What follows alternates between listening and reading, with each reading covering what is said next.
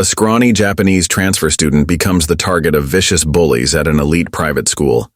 What they don't know is that his father runs the largest Yakuza syndicate in Asia, and his quiet demeanor masks a brilliant mind trained in the art of strategic revenge. The autumn breeze scattered golden leaves across Saint Augustine Academy's pristine courtyard, as Marcus Tanaka kept his eyes fixed on the ground, carefully counting his steps. 1, 2, 3. He had perfected the art of looking invisible despite being the only Asian student in this prestigious Boston private school. His father's words echoed in his mind. In our world, Marcus, the quietest person in the room is often the most dangerous. The massive Georgian-style buildings of Saint Augustine loomed around him, their weathered brick facades hiding centuries of old money and even older secrets. Marcus had chosen this particular path carefully. Before we jump back in, tell us where you're tuning in from, and if this story touches you, make sure you're subscribed, because tomorrow, I've saved something extra special for you. Past the chapel, through the science quad and behind the lacrosse field. It was usually the safest route to avoid unwanted attention. But today, something felt different. The usual clusters of students had mysteriously disappeared, leaving the courtyard eerily empty.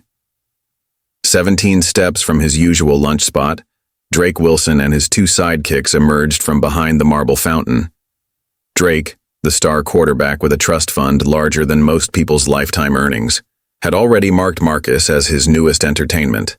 3 weeks into the semester, and Marcus had managed to dodge them successfully, until now.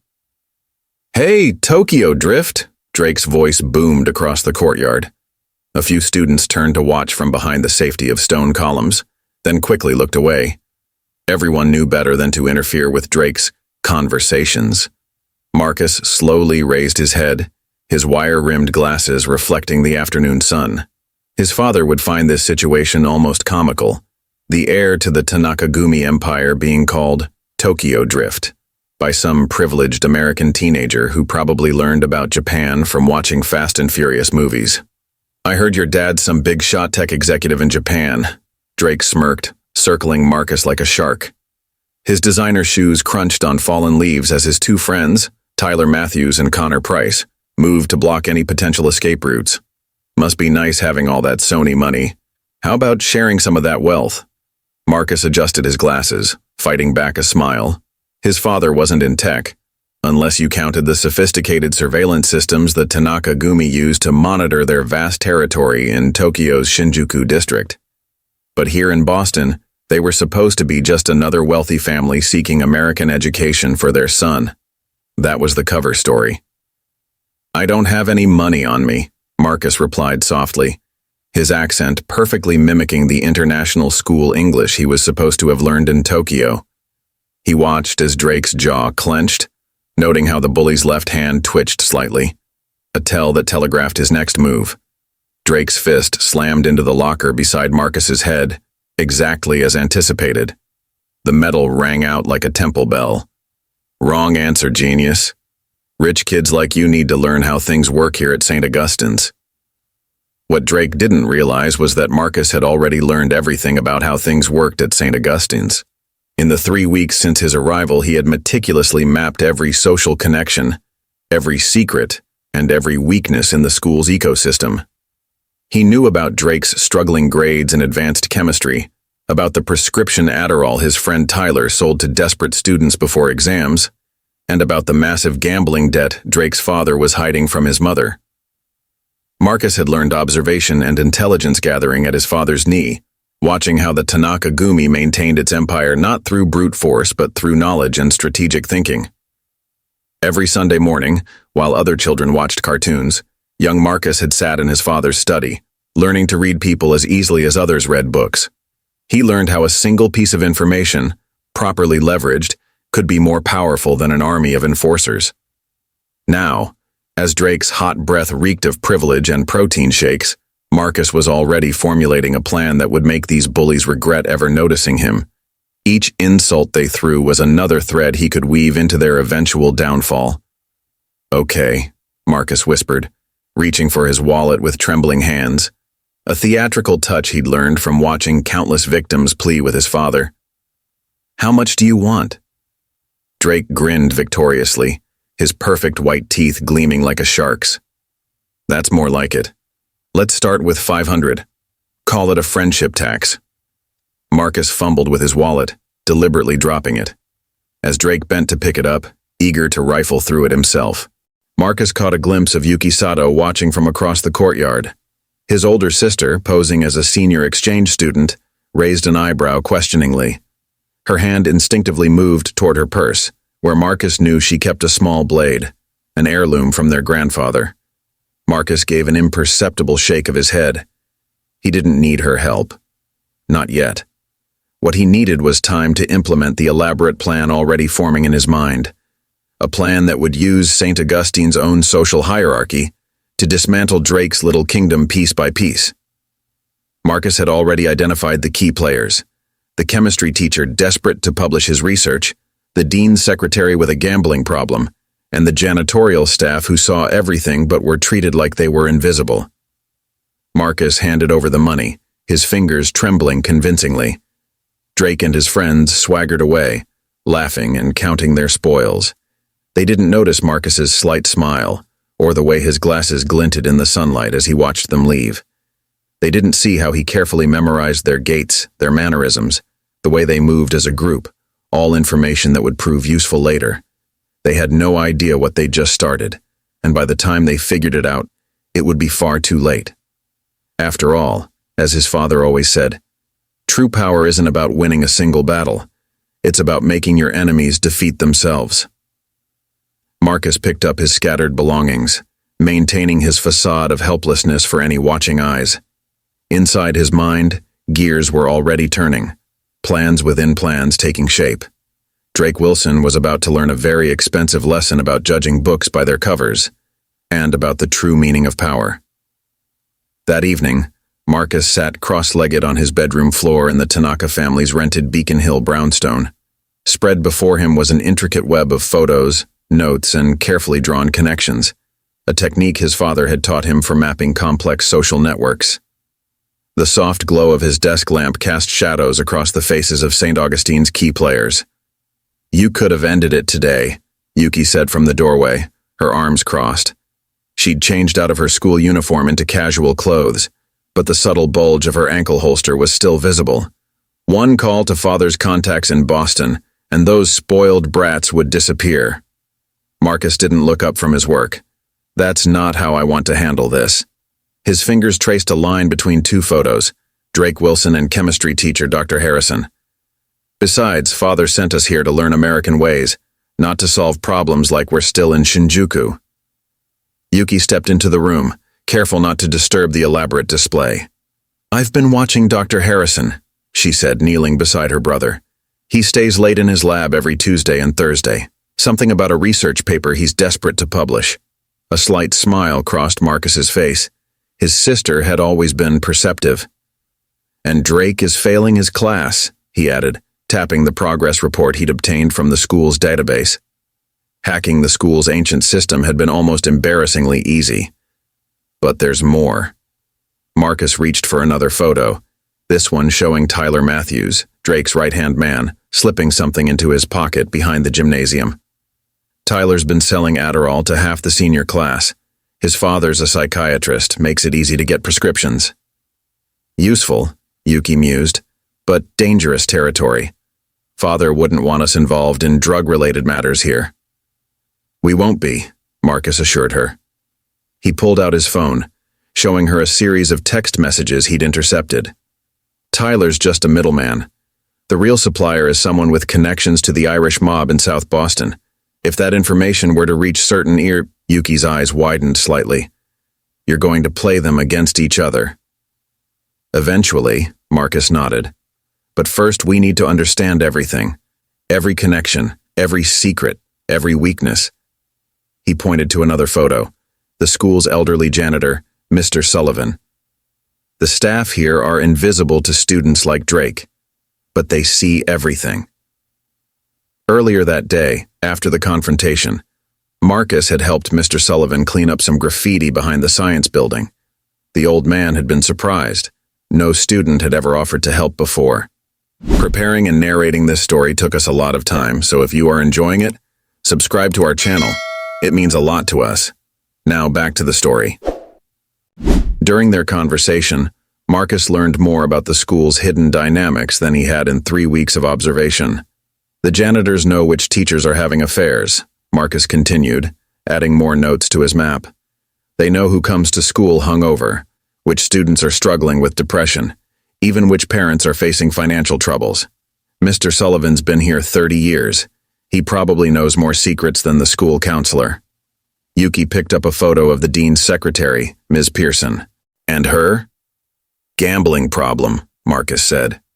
She visits Mohegan Sun Casino every other weekend. Lost her house last year, living in a studio apartment now. And she has access to every student's records. The pieces were falling into place. Marcus had learned from watching his father that true power came from understanding the ecosystem you were operating in. Drake and his friends were just the visible part of a larger network, one that Marcus would need to manipulate carefully. What about him? Yuki pointed to another photo, a tall, well-dressed man entering the school's administration building. Senator Wilson, Marcus replied. Drake's father. Up for re-election next year, running on a family values platform. He pulled out a stack of financial documents. But he's been embezzling campaign funds to cover gambling debts. Drake doesn't know it, but his family's entire fortune is built on lies. Yuki whistled softly. That's dangerous information, little brother.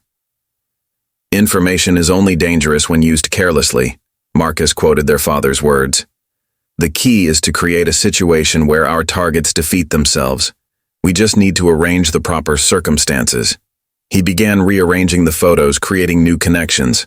Dr. Harrison's desperate need for research funding, Tyler's drug operation, the senator's secrets, Drake's failing grades.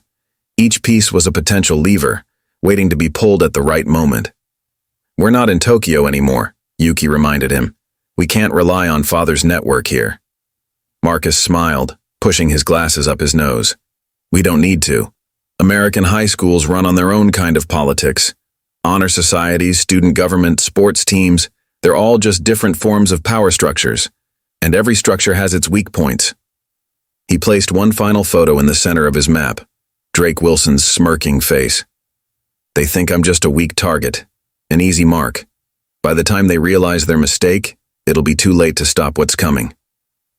Thunder rumbled outside as storm clouds gathered over Boston.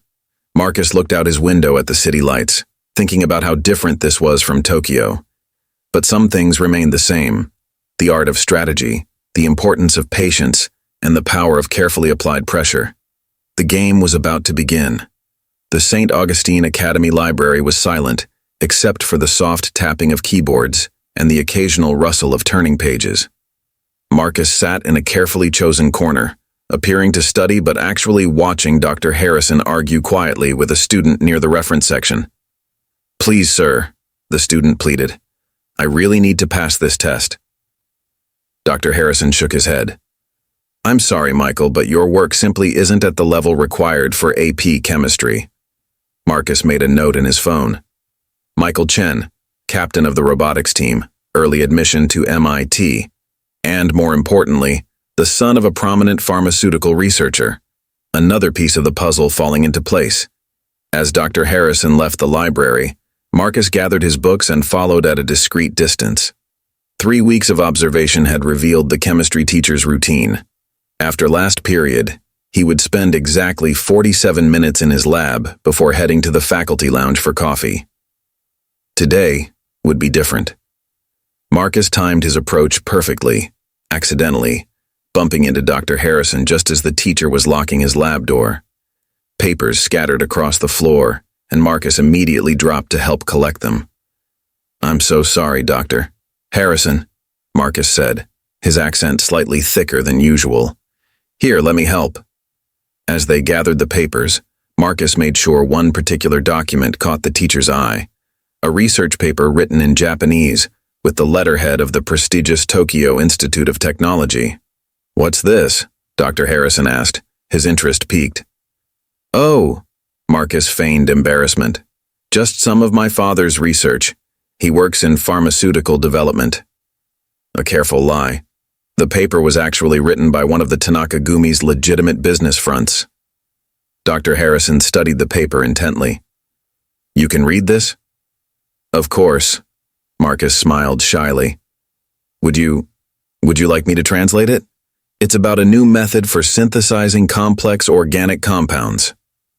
The chemistry teacher's eyes lit up. Marcus had done his homework. Dr. Harrison had been trying to publish a paper on similar research for years, but kept getting rejected by major journals.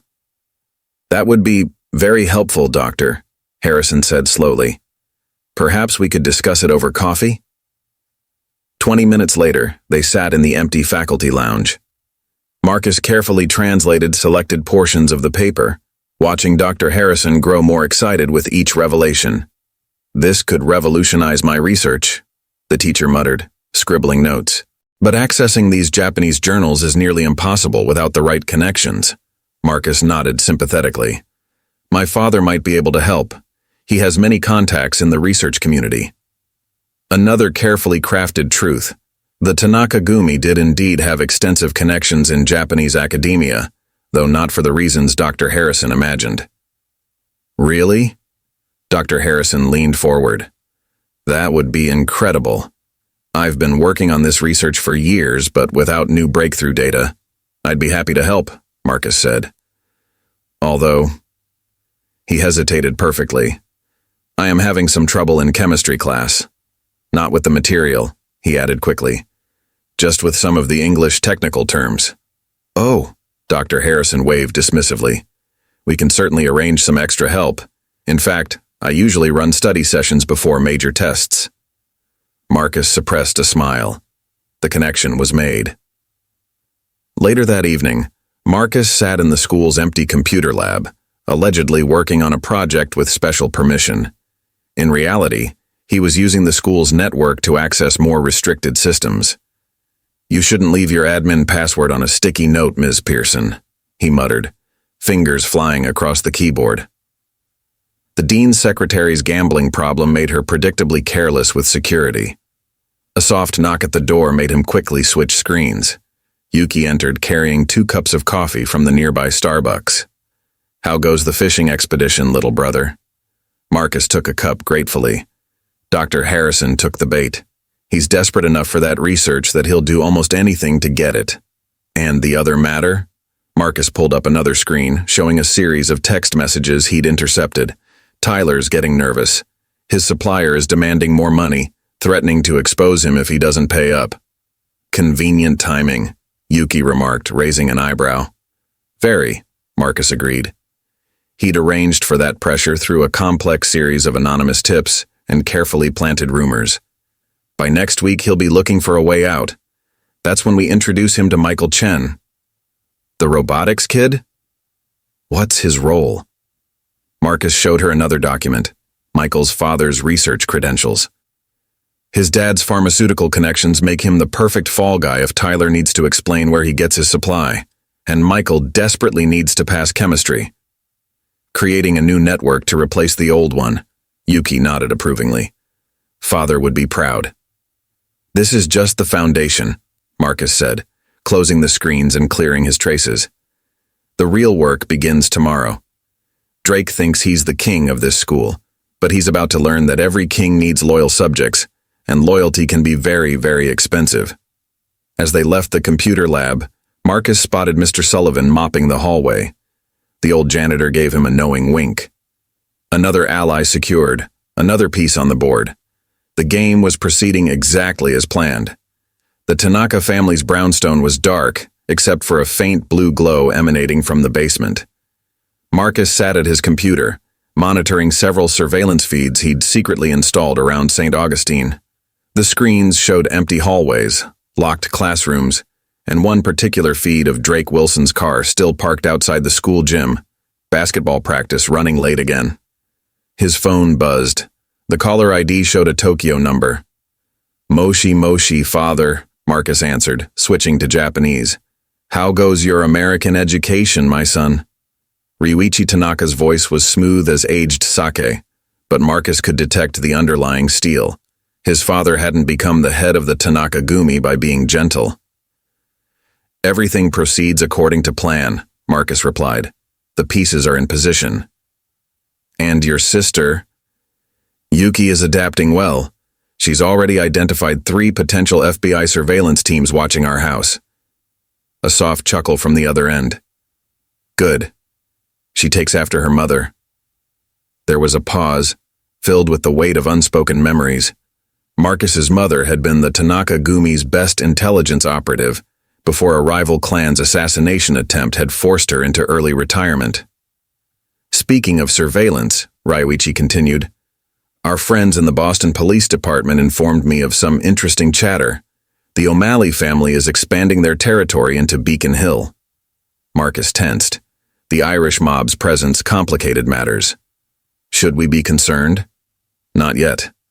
But remember why we chose Boston, Marcus, after what happened in Tokyo." Marcus's hand unconsciously touched the thin scar on his neck, a souvenir from the attack that had prompted their relocation. 6 months ago, a rival Yakuza clan had attempted to kidnap him from his private school in Tokyo. They had failed, but not before Marcus learned valuable lessons about trust and vigilance. "I remember, Father. That's why I'm handling the situation at school carefully.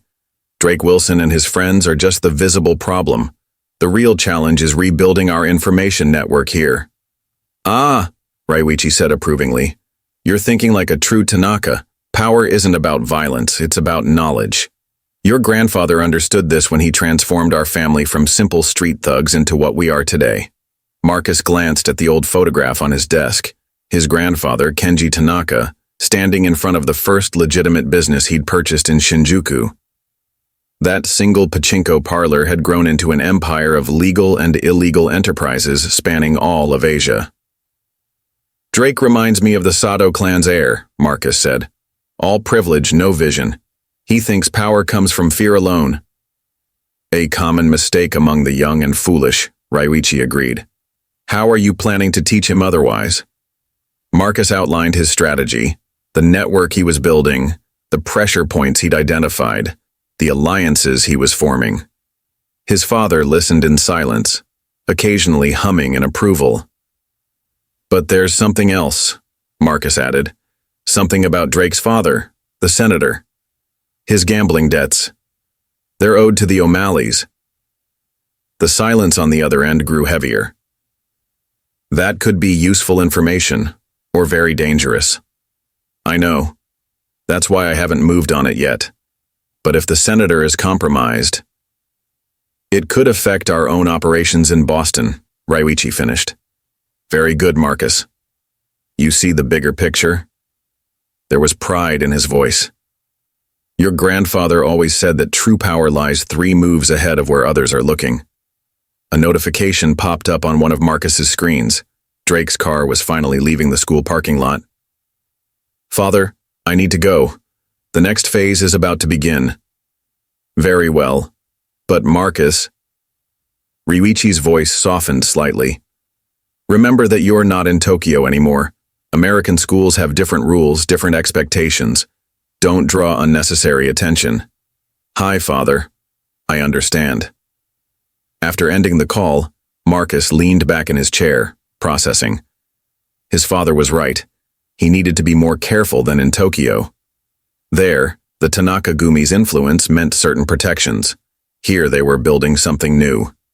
Yuki appeared at the top of the basement stairs. "Was that Father?" Marcus nodded. "He says the O'Malleys are expanding into Beacon Hill." "Interesting timing," Yuki mused. "Right when we're dealing with a senator who owes them money." "Nothing in our world is coincidence," Marcus quoted their father's favorite saying. He pulled up a new screen, showing Dr. Harrison's research proposal. "But for now, we focus on the plan. Phase 1 is almost complete. Tomorrow would be crucial." Drake Wilson was about to discover that his perfect world had some very serious cracks. Cracks that only someone with Marcus's unique skills could either repair or exploit. The screens continued to flicker with their silent surveillance feeds, casting shadows that danced across Marcus's face like the ghosts of his family's past. In the game he was playing, everyone was both a piece and a player. The trick was knowing which was which. The Tanaka family dinner table was an island of Japanese tradition in their American home. Maggie Tanaka, elegant in a silk blouse, served steaming bowls of handmade ramen while their guard dog, Akuma, watched attentively from his corner. The massive Akita had been specially trained by the Tanaka Gumi's security team, as much a weapon as a pet. "Your father called today," Maggie said in Japanese, her movements graceful despite the gun holstered at her hip. Before marrying into the Tanaka Gumi, she had been their top intelligence operative. Old habits died hard. "He's concerned about the O'Malley situation. We're handling it," Yuki replied, breaking her chopsticks apart. Like her mother, she maintained perfect posture even in casual settings. "Our watchers have identified most of their surveillance teams." Marcus sipped his broth silently, observing the interplay. His mother and sister were cut from the same cloth, deadly grace wrapped in refined elegance. He took more after his father, preferring to work from the shadows. "And this situation at school?" Maggie's eyes fixed on Marcus. "Your father mentioned something about a senator's son." "Drake Wilson," Marcus confirmed. "He's becoming a useful piece in a larger game. His father's gambling debts to the O'Malleys give us leverage we might need." "Speaking of leverage," Yuki interjected, "I saw something interesting today. The O'Malley's enforcers were visiting businesses on Charles Street. They're definitely expanding their protection racket." Maggie's chopsticks paused midway to her mouth. "That's too close to home. Perhaps we should consider relocating again." "No," Marcus said firmly. "Running isn't the answer. Besides, I'm making progress at Saint Augustine. Dr. Harrison is practically begging for those research contacts now. Your father and I chose Boston carefully," Maggie reminded them. "After the attempt on your life in Tokyo, we needed somewhere with existing power structures we could work with. But the O'Malleys weren't part of that calculation." A comfortable silence fell as they continued eating. Through the dining room window, Marcus could see one of their security team making his rounds, a necessary precaution even here. "I miss Tokyo," Yuki said suddenly. "The lights, the energy. Boston feels provincial."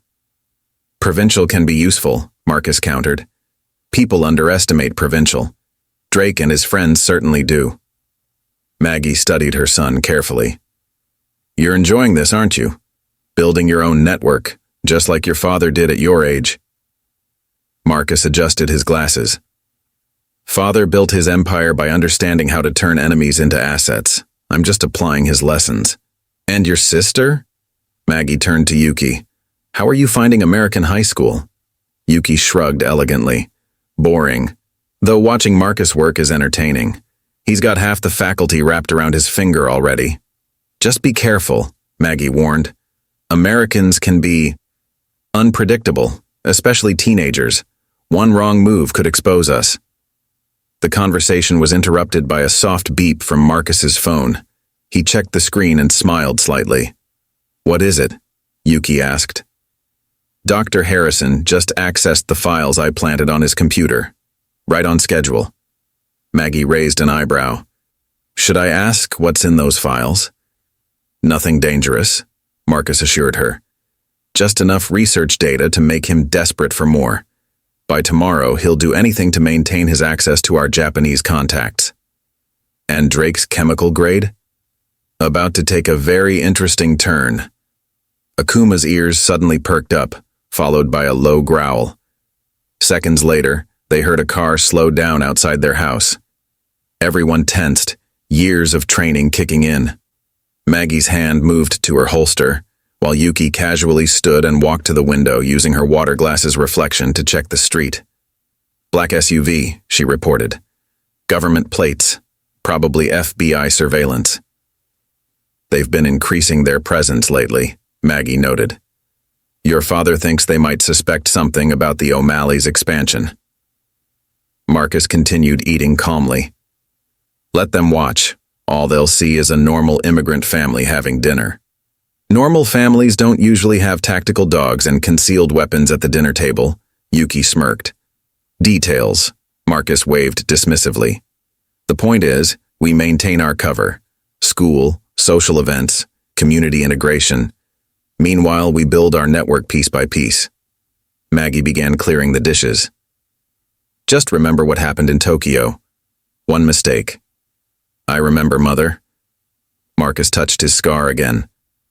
But this time we're better prepared. Drake Wilson thinks he's dealing with a helpless transfer student. By the time he realizes his mistake, it'll be too late. And the O'Malleys? Yuki asked. One problem at a time, Marcus replied.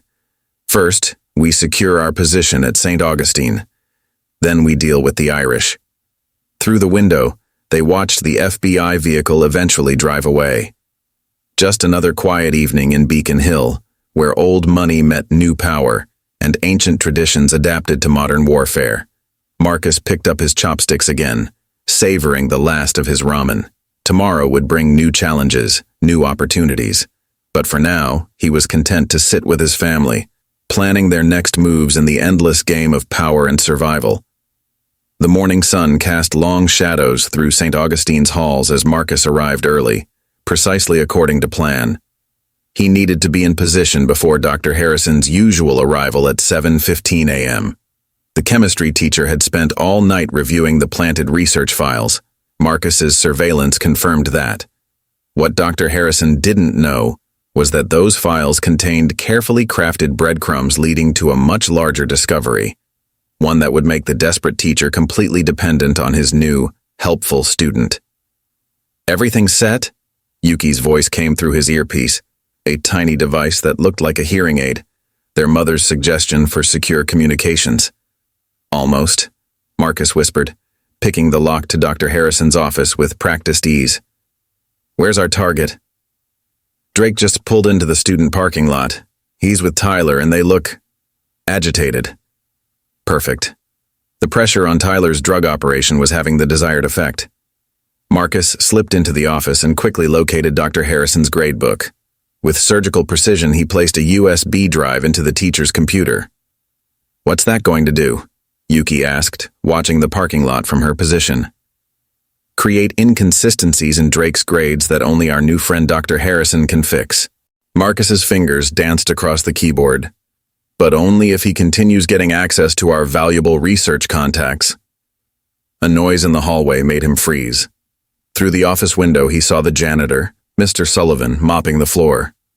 The old man made eye contact with Marcus, smiled slightly, and deliberately turned his back. Another ally proving his worth. Movement at the entrance, Yuki reported. Dr. Harrison just arrived. And he looks excited? Marcus quickly finished his work and slipped out of the office, positioning himself near the water fountain. Right on cue, Doctor. Harrison rushed past, clutching a stack of papers. Marcus, the teacher called out, exactly as predicted. I need to speak with you immediately. Of course, Dr. Harrison, Marcus replied innocently. Is everything all right? The teacher practically dragged him into an empty classroom. These research papers you shared, they're revolutionary.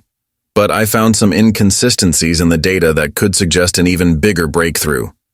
Marcus feigned surprise. Really? That's fascinating. I need to contact these researchers directly, Dr. Harrison continued, his voice trembling with excitement. If you could arrange an introduction through your father. That might be complicated. Marcus hesitated perfectly. But perhaps we could help each other? I noticed some students are struggling in class. Before Dr. Harrison could respond, a commotion erupted in the hallway. Marcus's earpiece crackled. Drake and Tyler are having some kind of argument, Yuki reported. It's getting heated. Through the classroom's window, Marcus watched the drama unfold. Drake was backing Tyler against a locker, his face red with anger. You said you could handle it. Drake's voice carried through the door. If my father finds out about this, Marcus smiled inwardly. The pressure on Tyler's drug operation was clearly causing cracks in their friendship. Soon, they'd be ready for the next phase. Is everything okay out there? Dr. Harrison moved toward the door. Just some students letting off steam, Marcus said smoothly. About those struggling students. Yes, the teacher said distractedly. I suppose we could arrange some sort of mutual assistance.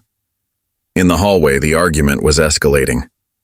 Marcus's phone buzzed, a text from Michael Chen right on schedule. Got the photos you wanted. Drake's car in O'Malley territory last night. Everything was falling into place. But then something unexpected happened. Marcus, Yuki's voice carried urgency. We have company. Black SUV just pulled up. 2 men in suits. Marcus tensed. FBI? Or O'Malley's men? Dr. Harrison, he said quickly. We'll continue this discussion later. I need to. But the teacher grabbed his arm. Wait. There's something else in these papers. This data sequence. It's not just about chemical synthesis, is it? Marcus's mind raced. Had he made a mistake in the planted files? Let too much real Tanaka-gumi research slip through? I don't know what you mean, he said carefully. These numbers, they're more like financial codes. Trading patterns, maybe? Dr. Harrison's eyes narrowed. What exactly does your father do again? Before Marcus could respond, his earpiece crackled again. The men are heading toward the school entrance, Yuki reported. One of them showed a badge at the security desk. Marcus needed to think fast. Dr. Harrison knew too much, the FBI was potentially involved, and his carefully constructed plan was threatening to unravel. Look at the time, he said brightly. We'll be late for first period, but don't worry, Dr. Harrison. I'm sure we can find a way to help each other that benefits everyone. The implied threat wasn't lost on the teacher. Dr. Harrison swallowed hard and nodded. As Marcus left the classroom, he saw the men in suits talking to the school secretary. This complicated things. But as his father always said, complications were just opportunities in disguise. Yuki, he whispered, tell Mother we might need to accelerate our timeline and find out everything you can about Dr. Harrison's personal life. We might need additional leverage. The morning bell rang, and students began filling the hallway. Marcus merged into the crowd, just another face in the rush to class. But beneath his calm exterior, his mind was racing, adjusting plans, calculating new possibilities. The game was becoming more complex, but that only made it more interesting. The Saint Augustine Academy library's private study room had become Marcus's unofficial command center. Surrounded by textbooks and laptops, a perfect cover for his real activities. He monitored the chaos unfolding across the school. They've been in the principal's office for an hour, Yuki reported via earpiece from her position in the hallway. She was pretending to study, but her eyes never left the administrator's door. The FBI agents are showing photos to Dr. Morrison. Marcus adjusted his screens, pulling up the surveillance feed he'd tapped into. The camera angle wasn't perfect, but he could see the agent's body language. They were asking about something specific. What about Dr. Harrison? Still in his classroom, Yuki confirmed. He's been making phone calls during every break. Looks nervous. A soft knock interrupted their conversation. Michael Chen entered, clutching a manila envelope. You were right, Michael said without preamble. I followed Drake last night. He met with someone behind Murphy's bar, O'Malley territory. Marcus took the envelope, examining the photos inside. They showed Drake passing something to a man whose face was obscured by a baseball cap.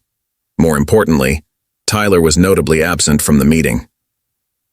Interesting, Marcus murmured. Drake's cutting Tyler out of the operation. There's more, Michael added. I overheard them talking about a debt. Drake's father, the senator, he owes them big. Drake's trying to work out some kind of payment plan. This was an unexpected development.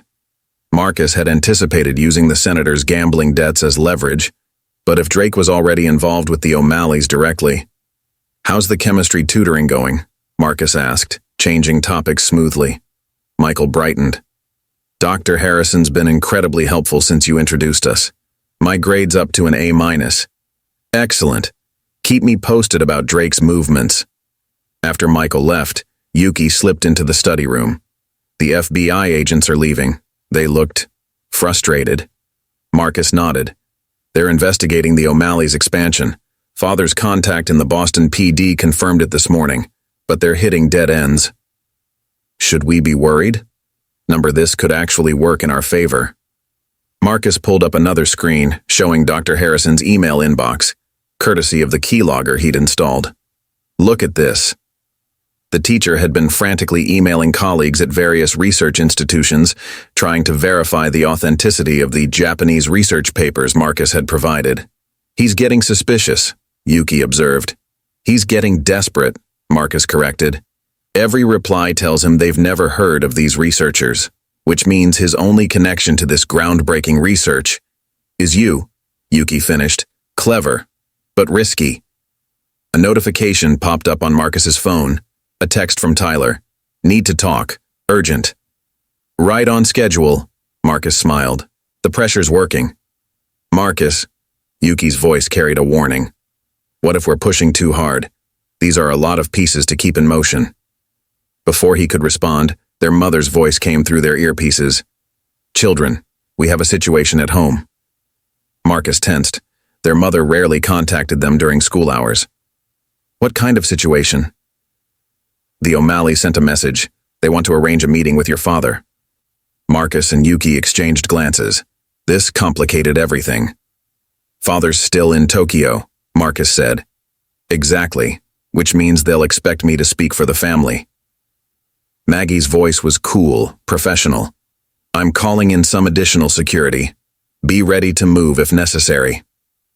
After acknowledging, Marcus leaned back, processing this new development. On his screens, he could see Drake pacing in an empty classroom, probably waiting for Tyler. Dr. Harrison was still making calls. The FBI agent's car was pulling away from the school. We need to accelerate things, he decided. Yuki, how soon can you get those documents we discussed? The ones from the senator's office? My contact can have them tonight. Good. And the photos Michael just brought us, with the right editing. I'll handle it, Yuki nodded. But Marcus, if the O'Malleys are making direct moves, then we need to be ready. Marcus began typing rapidly. Dr. Harrison's research, Drake's drug connection, the senator's debts, they're all leverage. We just need to apply pressure in the right places. And Tyler? Marcus checked his phone again. Tyler's desperation was clear in his messages. He'll be useful. Someone's going to need to take the fall when this all comes down. The final bell rang, signaling the end of study period. Through the library windows, Marcus could see students filling the hallways, unaware of the complex game being played around them. Another thing, Yuki added. I saw Drake talking to that new security guard, the one who started last week. Marcus frowned.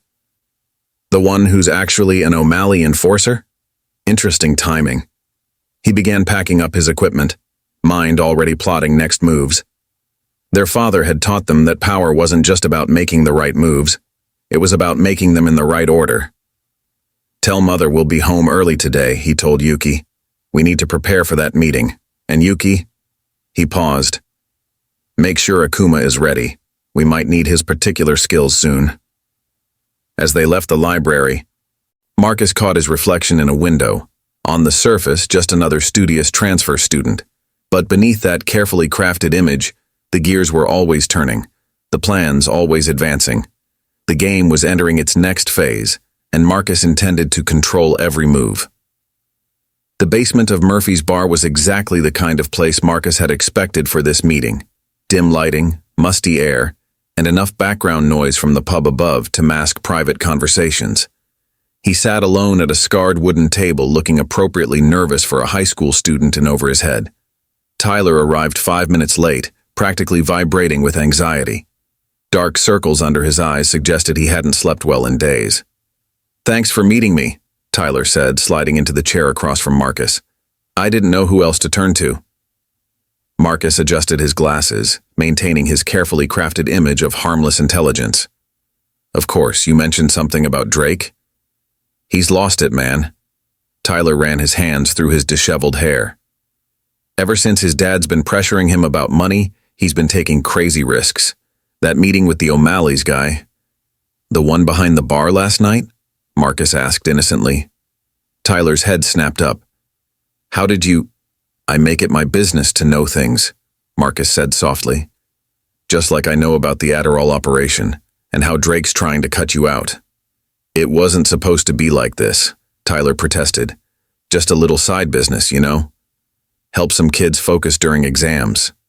But then Drake started talking about expanding, moving harder stuff when I objected. He threatened to expose you, Marcus finished. Make you take the fall if anything went wrong. Tyler nodded miserably. My dad's a doctor. If this gets out, his career is over. Mine too. Marcus let the silence stretch, watching Tyler squirm. Through his earpiece, he heard Yuki's voice. FBI surveillance car just pulled up outside. They're watching the bar. Perfect. Everything was aligning. I might be able to help, Marcus said finally. But I'd need something in return.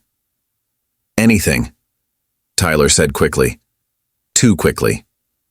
Desperation made people careless. Dr. Harrison's research.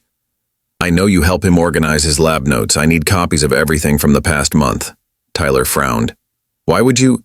Do you really want to ask questions right now? Marcus's voice remained gentle, but there was steel underneath. When the O'Malleys are breathing down Drake's neck and he's ready to sacrifice you to save himself. In his earpiece, Yuki reported, Drake just entered through the back door. He's with the security guard, the O'Malley enforcer. Marcus checked his watch. In fact, I believe Drake is about to meet with them right now, upstairs, to discuss how to handle their liability. Tyler's face went pale. How do you know all this? Knowledge is power, Marcus quoted his father. The question is, what are you going to do with this knowledge? Before Tyler could respond, heavy footsteps descended the basement stairs. Marcus touched his ear slightly, a signal to Yuki to be ready. Drake appeared, flanked by the fake security guard and another man Marcus recognized from surveillance photos as one of the O'Malley's lieutenants. Drake's usual cockiness vanished when he saw Tyler and Marcus. What the hell is this? Drake demanded. Just a friendly conversation, Marcus said pleasantly. We were discussing chemistry, weren't we, Tyler? Tyler stood up so quickly his chair fell over. Drake, I can explain. Shut up, the O'Malley lieutenant cut in. His Boston accent was thick. Who's the kid? Transfer student, Drake said dismissively. Nobody important. Marcus smiled. That's right. Just a nobody who happens to have proof of your drug operation, and documentation of your father's gambling debts, and photos of certain meetings that the FBI would find very interesting. The basement went silent except for the muffled music from above. You're bluffing, Drake whispered, but his face had lost all color. Marcus pulled out his phone, showing them a series of photos, Drake's meetings, financial records, email exchanges. Would you like to test that theory? I'm sure the FBI agents currently watching this bar would love to see these. The O'Malley enforcer moved forward, but the lieutenant held up his hand. He was studying Marcus with new interest. You're not just some random student, are you? Finally, Marcus thought, someone asked the right question. Aloud he said, let's discuss a solution that benefits everyone. Tyler provides some valuable documents. Drake reconsiders his business strategy, and certain debts might become more manageable. And what do you get out of this? The lieutenant asked. Peace and quiet at school? Marcus suggested innocently. I'm just a student trying to focus on my studies. Through his earpiece, Yuki reported movement outside. More O'Malley cars arriving. The situation was balancing on a knife's edge. Here's what's going to happen, Marcus continued, his voice hardening slightly. Tyler, you'll get me those lab notes by tomorrow. Drake, your little pharmaceutical enterprise is going to disappear. And you, gentlemen, he nodded to the O'Malley men, might want to discuss with your superiors whether pressuring a United States senator is worth the attention it's bringing. Are you threatening us? The enforcer growled. Marcus stood, straightening his school blazer. Not at all. I'm offering an opportunity to avoid unnecessary complications. After all, he smiled, channeling his father's most dangerous expression. We're all businessmen here. As he headed for the stairs, he heard the lieutenant ask Drake, who the hell is this kid? Marcus allowed himself a small smile. They were about to find out. The morning after the basement confrontation, Saint Augustine Academy was buzzing with barely suppressed tension. Marcus watched from his usual spot in the courtyard as the ripples of his actions spread through the school's social ecosystem. Drake hadn't shown up for first period. Neither had Tyler. But their absence spoke volumes. "Dr. Harrison's looking for you?" Yuki reported through the earpiece. "He's been pacing outside his classroom for 20 minutes. Marcus checked his phone, where Tyler's desperate messages from last night filled the screen. Along with them had come what Marcus wanted: complete copies of Dr. Harrison's research notes, including the parts the teacher had been trying to hide. Interesting reading. Yuki appeared beside him, carrying 2 coffee cups as cover for their conversation.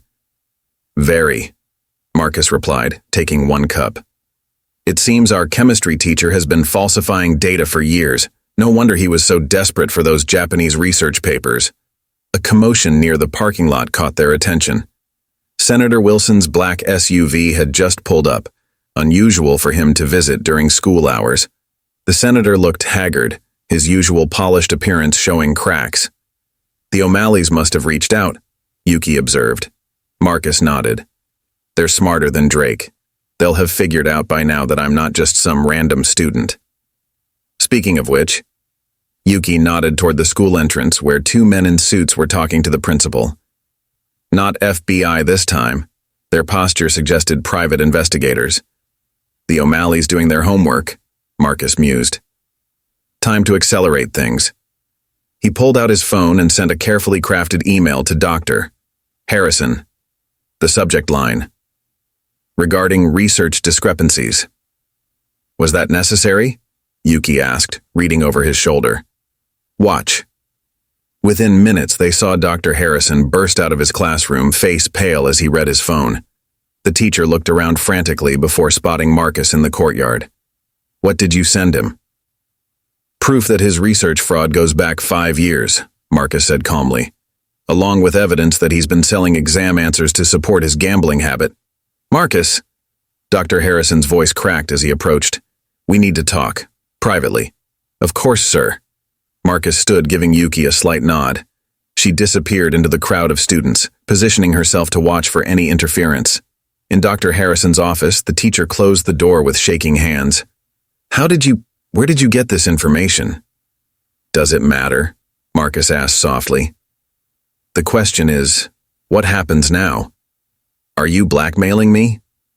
"I prefer to think of it as mutual assistance." Marcus adjusted his glasses. "You need these problems to disappear. I need certain grade changes to be overlooked." Before Dr. Harrison could respond, Marcus's phone buzzed. A message from one of his watchers. "O'Malley lieutenant entering school grounds. Perfect timing." "Think carefully, Dr. Harrison," Marcus continued. "Your career, your reputation, your freedom, they all hang in the balance. But I'm offering a simple solution." "What do you want?" "Drake Wilson's chemistry grade needs to reflect his recent lack of focus, and there might be some other grade adjustments needed in the coming weeks." Through his earpiece, Yuki reported, "Senator Wilson is headed to the principal's office. He looks worried." The pieces were falling into place. The O'Malleys would be pressing the senator about his debts. Drake's drug operation was shut down, and now Dr. Harrison would provide the academic pressure needed to complete the squeeze. "I could report you," Dr. Harrison said weakly. "To whom?" Marcus smiled. "The administration? The police? Perhaps to the O'Malley organization, who are very interested in this school's activities lately." The color drained from the teacher's face. "The O'Malleys? What do they have to do with—" "Let's just say there are larger games being played." Marcus stood. "You have until tomorrow to adjust those grades. After that, certain emails might find their way to the school board." As he reached for the door, Dr. Harrison called out, "Wait! Who are you?" "Really?" Marcus paused. "Just a transfer student trying to maintain his GPA." In the hallway, Yuki fell into step beside him. "The O'Malley lieutenant is talking to Drake in the cafeteria. They don't look happy." "They shouldn't be," Marcus said. "Drake's usefulness to them is ending. The senator will have to find another way to pay his debts." "And Tyler?" "Currently hiding at his grandmother's house in Vermont." He thinks Drake might come after him for betrayal. They watched as the senator emerged from the principal's office looking defeated. Whatever conversation had happened in there had clearly not gone well. "Father called," Yuki said quietly. "He's pleased with how we're handling things." Marcus nodded. The plan was working perfectly. Drake's power base was crumbling, the O'Malleys were backing off to reassess, and Marcus's own influence was growing stronger by the hour. But something felt off. His instincts, honed by years of watching his father navigate similar situations, were warning him that this was too smooth, too easy. "Have our watchers triple their surveillance," he told Yuki. "Something's coming. I can feel it." Above them, storm clouds gathered over Saint Augustine Academy, promising thunder to come. The Tanaka family's evening routine was interrupted by an urgent call from their Boston contacts. Marcus sat in his father's study, speakerphone active, as their informant's voice filled the room. "The O'Malleys are pulling their men back," the voice reported. "All surveillance on your house has stopped. Even their guys watching the school are gone." Maggie Tanaka frowned, her hand resting on Akuma's head. The guard dog had been unusually restless all evening. "That doesn't make sense. Why would they back off when they're so close to the senator?" "Because someone bigger is coming," Marcus said quietly. "The O'Malleys aren't retreating. They're making way." His mother's expression darkened. "The Cavalli family?" "Impossible," Yuki interjected from her position by the window. "The Cavallis wouldn't dare move against us after what happened in Chicago." Marcus pulled up his laptop, accessing the surveillance feeds around Saint Augustine. The usual watchers were indeed gone, replaced by nothing. The streets were too quiet. "Check Father's old contacts," he told Yuki. "See if anyone's heard anything from the West Coast families." His phone buzzed. A text from Michael Chen. "Drake's back at school. Different attitude. Scary different." Before Marcus could process this, their informant spoke again. "There's something else." A private plane landed at Logan International 2 hours ago. Corporate registration, but the manifest is classified. Maggie moved to her computer, fingers flying across the keyboard. Checking arrival patterns. That's strange. 3 more private planes in the last week, all with masked registrations. Someone's moving pieces into position, Marcus concluded. The question is who? Another text from Michael. Dr. Harrison called in sick. Substitute says he's taking indefinite leave. The pieces started clicking together in Marcus's mind. Mother checked Dr. Harrison's recent communications. Maggie accessed their surveillance database. Last call was to a number in Nevada, Las Vegas area code. The Rossetti family, Marcus breathed. They're making a play for Boston. The room went silent. The Rossettis were old school, a powerful West Coast family known for aggressive expansion and brutal tactics.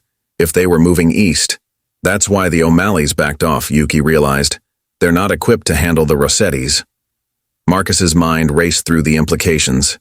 Dr. Harrison's sudden departure, Drake's changed attitude, the private planes. They've been watching us, he said. Probably since we arrived. The O'Malleys were just a distraction. His phone buzzed again. This time, a series of photos from one of their watchers. They showed Drake getting into a black SUV with 2 men who definitely weren't O'Malley soldiers. The Rossettis are recruiting locally, Maggie observed, using our own pressure points against us. Marcus pulled up Drake's latest school records. The chemistry grade change he'd orchestrated through Dr. Harrison had been reversed. Someone with higher administrative access had altered it. They're unraveling everything, he said.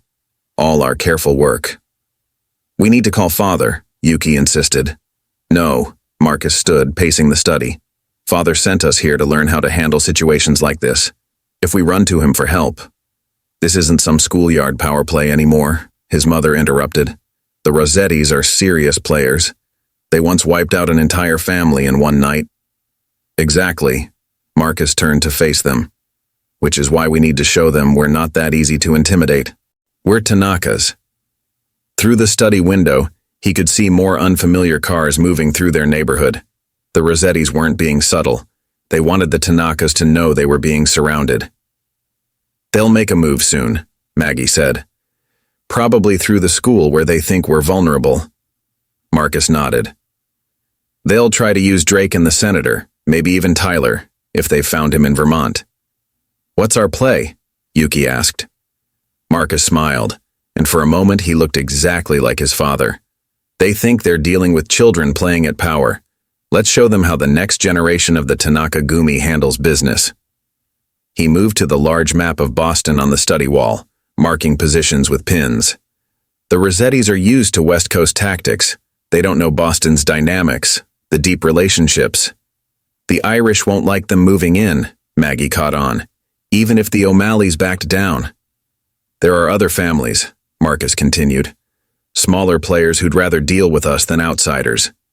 And every one of them has kids at Saint Augustine. A proxy war, Yuki smiled.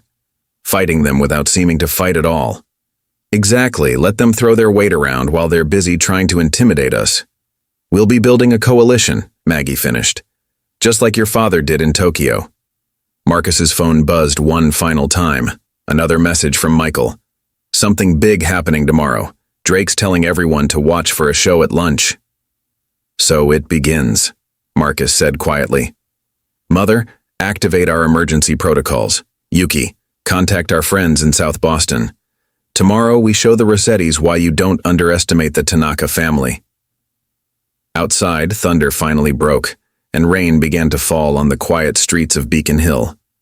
The coming storm would change everything, but Marcus was ready. After all, chaos was just opportunity in disguise. The Saint Augustine Academy cafeteria hummed with unusual tension. Marcus sat at his usual corner table, appearing to read while actually monitoring every entrance and exit. Through various earpieces and cameras, he tracked multiple developing situations. 2 more Rossetti cars just parked on Cedar Street, Yuki reported from her position near the windows. That makes 6 in the area. Senator Wilson's car just pulled up too, another watcher added. He's with someone. Marcus, it's Victor Rossetti himself. Marcus's fingers tightened slightly on his book.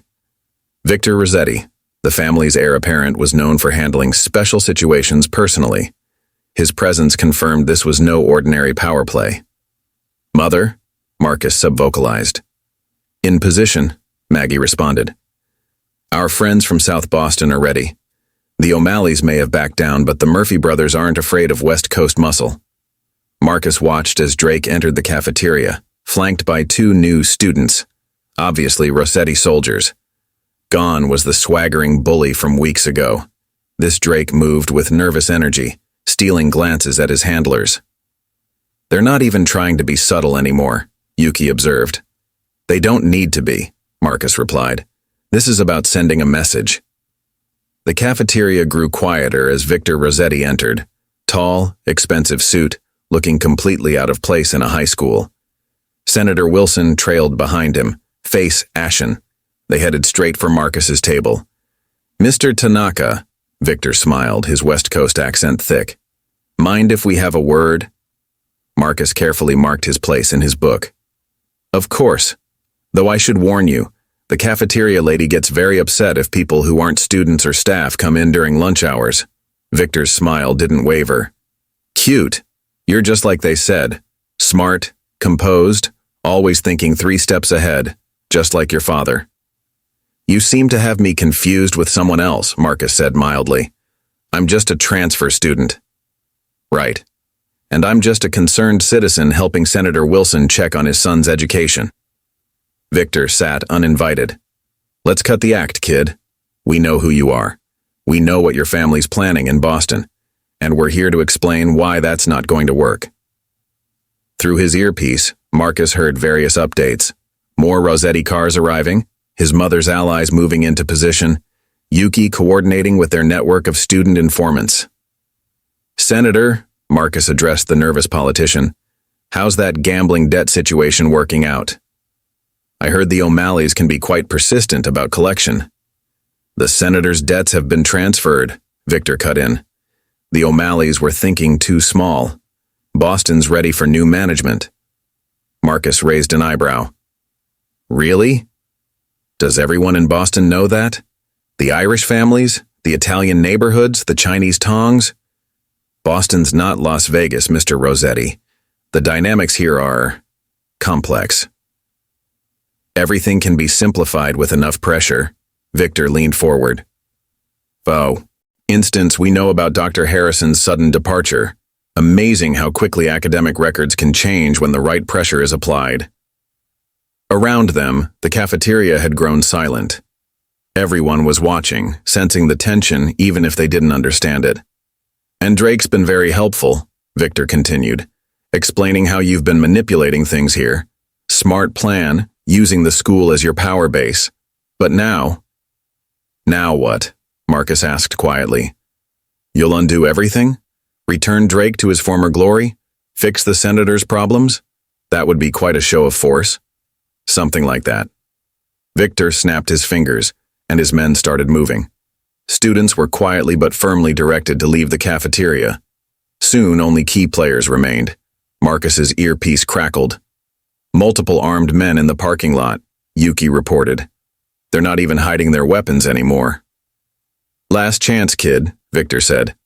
Tell your family to back off. Boston's Rossetti territory now. You can keep your little school routine going, but the real business belongs to us. Marcus finally closed his book and removed his glasses. When he looked up, his eyes were different, harder, older, like his father's. Interesting proposal, he said. Let me counter with this. In about 30 seconds, you're going to get a phone call. When you do, remember that this isn't Las Vegas. In Boston, even the walls have allegiances. Victor's phone rang exactly as predicted. His face darkened as he listened. Sir, one of his men burst in. We have a situation outside. Through the windows, they could see multiple vehicles arriving. Not just the Murphy brothers' crew, but representatives from every major Boston family. All of them alerted by Marcus's network, all of them unhappy about West Coast interference. You've been so busy watching us, Marcus said softly. You forgot to watch your backs. Boston takes care of its own, Mr. Rossetti, even its newest arrivals. Victor stood slowly, his confident facade cracking. This isn't over. Actually, Marcus smiled, I think it is. Unless you want to explain to your father why you started a war with every family in Boston over a high school power play. As Victor and his men retreated, Marcus caught Drake's terrified expression. The bully finally understood who he'd been dealing with all along. Mother, Marcus subvocalized, ensure our friends are properly thanked for their support. And Yuki, time to move to phase 2. The game was changing, but that's exactly what Marcus had planned for all along. The aftermath of the cafeteria confrontation rippled through Saint Augustine Academy like a tidal wave. Marcus watched from the school's rooftop as Victor Rossetti's convoy departed, followed closely by vehicles from every major Boston crime family, a not-so-subtle escort out of their territory. The Murphy brothers are requesting a meeting, Yuki reported, joining him at the edge. They say their support against the Rossettis comes with expectations. Of course it does, Marcus smiled. Everyone wants something. That's what makes this interesting. Below, they could see Drake sitting alone on a bench in the courtyard, abandoned by both his former cronies and his Rossetti handlers. The once mighty bully looked small and lost. What about him? Yuki nodded toward Drake. He still has a part to play, Marcus replied. After all, every story needs a proper ending. Marcus's phone buzzed, a message from their mother. Your father is very pleased. The Rossetti situation has opened unexpected opportunities. Before he could respond, the rooftop door opened. Senator Wilson stepped out looking considerably older than he had that morning. I assume this meeting isn't a coincidence, Marcus said without turning around. No, the senator admitted. I needed to understand. All this time, I thought Drake was the one causing troubles for my son. But it was you, wasn't it? Moving pieces, pulling strings. I merely created opportunities, Marcus replied. Drake chose to take them. Just like you chose to gamble with O'Malley money. The senator flinched. The Rossettis promised to take care of that debt. For a price, Marcus turned to face him. Your influence in the State House, your connections in law enforcement, your soul, piece by piece. And you're offering something different? Marcus adjusted his glasses, reflecting the afternoon sun. I'm offering a lesson, the same one Drake is learning right now. Power isn't about strength or money or position. It's about understanding the game being played around you. Through his earpiece, Marcus heard updates from their watchers. FBI vehicles approaching the school, probably drawn by reports of unusual activity. The Murphy brothers moving to secure their newly strengthened territory. Dr. Harrison boarding a plane back to Boston, his Vegas dreams shattered. Here's what's going to happen, Senator, Marcus said quietly. You're going to announce an initiative to combat organized crime in Boston. The Rossettis will be your primary target. This will keep them too busy to retaliate against your family. And my debts? Will be handled through legitimate channels. My family believes in proper business practices. The senator's eyes widened with sudden understanding. Your father, the Japanese investment group that's been buying up downtown properties? Legal, clean investments, Marcus smiled. The kind that might interest a senator looking to rebuild his financial reputation. Through the earpiece, Yuki reported movement in the courtyard. Drake had spotted them on the roof and was heading inside. One last piece to handle, Marcus told the senator. I suggest you wait in your car. Minutes later, the rooftop door opened again. Drake emerged, trying to project his old confidence but failing miserably. Come to gloat, Drake asked bitterly. No, Marcus replied. I came to offer you what you offered me that first day, a lesson about how things really work. By destroying everything I built, turning my friends against me, making me look like a fool? By showing you the difference between real power and the illusion of it, Marcus corrected. You relied on fear and force. I built connections, gathered information, understood the larger game. Drake's shoulders slumped. So what happens now? You take over as king of the school? Marcus actually laughed. I don't want to rule the school, Drake. I just wanted you to understand your place in the real world, the one where your father's name means nothing against families who've built power for generations. The Rossettis. We're a test, Marcus interrupted. One you failed spectacularly. But failure can be educational, if you're smart enough to learn from it. In his earpiece, multiple updates streamed in, FBI agents interviewing witnesses about the cafeteria incident, the Murphy brothers consolidating their new position, Yuki confirming that their network of student informants remained intact. Here's your choice, Marcus said. Continue as you were, watching your power and influence drain away, or adapt, learn, become something more than just another rich kid playing at being tough. Why are you giving me a choice at all? Marcus smiled his father's smile. Because true power isn't about crushing enemies. It's about turning them into assets. Think about it. As Marcus turned to leave, Drake called out, Who are you? Really? Marcus paused at the door. Just a transfer student who learned his lessons well. The question is, Drake, are you ready to learn yours? The rooftop fell silent except for the distant sound of sirens.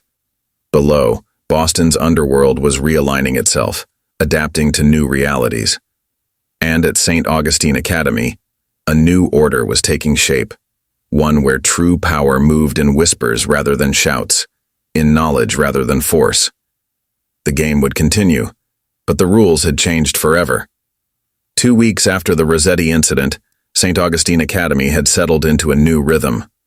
Marcus sat in his usual courtyard spot, observing the subtle changes his actions had created. Students moved differently now, more aware of the invisible currents of power flowing around them. Your father's plane lands in an hour, Yuki said, joining him with their morning coffee routine. The Murphy brothers are sending an escort from the airport. Marcus nodded. And the O'Malleys? Staying respectfully distant. After how we handled the Rossettis, no one wants to test the Tanaka family's reach. Across the courtyard, Drake walked past with a new group. Not followers, but actual friends. The former bully had taken Marcus's rooftop lesson to heart, gradually transforming himself from a feared tyrant into something more interesting, a potential ally. "He's adapting well," Yuki observed. "Power respects power," Marcus quoted their father. "Even former enemies can become valuable partners when they learn to see the bigger picture." Their phones buzzed simultaneously, a message from their mother. "Senator Wilson's anti-crime initiative passed committee. The Rossettis are officially under federal investigation." "Perfect timing," Marcus smiled. "Father will be pleased to see how we've arranged things." Through his earpiece, one of their watchers reported, "Dr. Harrison is meeting with the school board right now.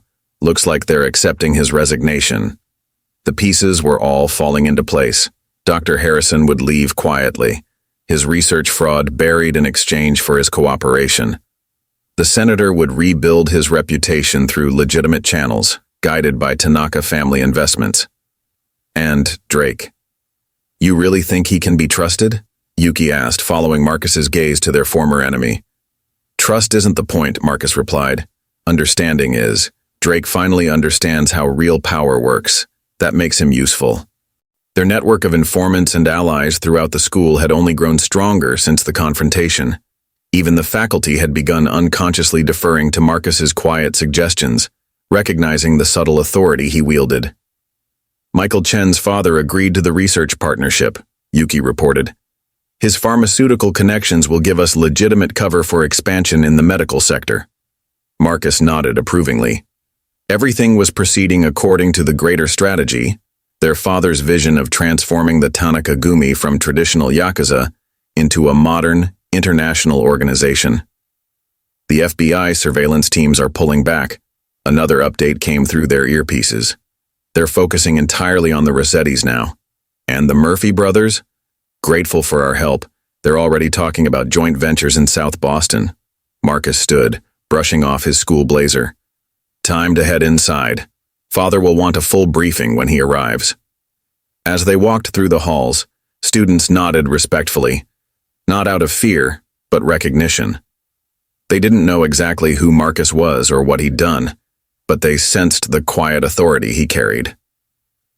"It's strange," Yuki mused. "We came here thinking it was just another temporary stop, another identity to protect us from Father's enemies.